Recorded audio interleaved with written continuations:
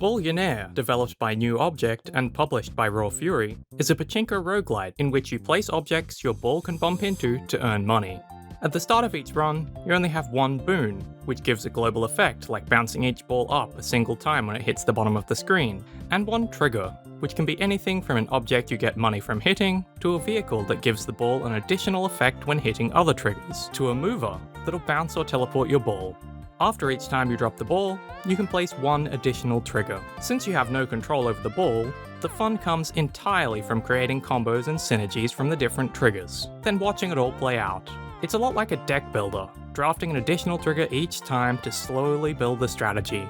And thankfully, the triggers are quite interesting. For example, some triggers are enemies that take damage when hit by a ball. You might pick up the sword trigger, which can be carried by a ball that hits it to deal extra damage to enemies. Or place a brick, which spawns an extra ball when hit from below, giving you an extra chance to hit the enemy. There are dozens of little synergies like this that make choosing your next trigger fun. Similar to Ballionaire, the challenges take the form of escalating money requirements, as well as debuffs or special rules applied by the enemy you're up against. You have a limited number of drops to make the money requirement, or you lose. And since each drop gives you one trigger, you also need to make the most of each object's placement to prepare for the next round. The higher difficulties ramp up the money requirements pretty quickly, and you'll need to have a solid engine going after a few levels, which creates a sense of tension to your decisions. Do I hedge my bets on a safe pick, or pick something that I might be able to make big money with later, but earns me nothing right now?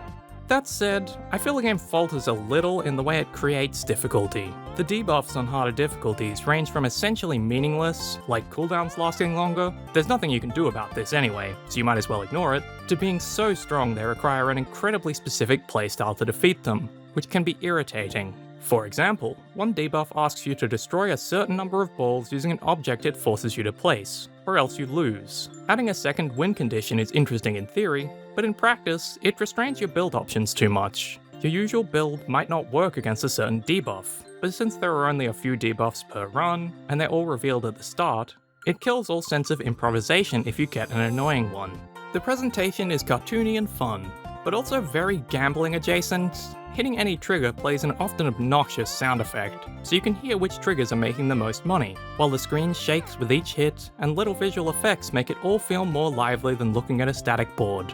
This is all standard game feel stuff, but there's also the slot machine map, which makes Pachinko's connection to gambling even more salient, as the slots spin and make loud, exciting noises just like the machines they use to get gamblers addicted.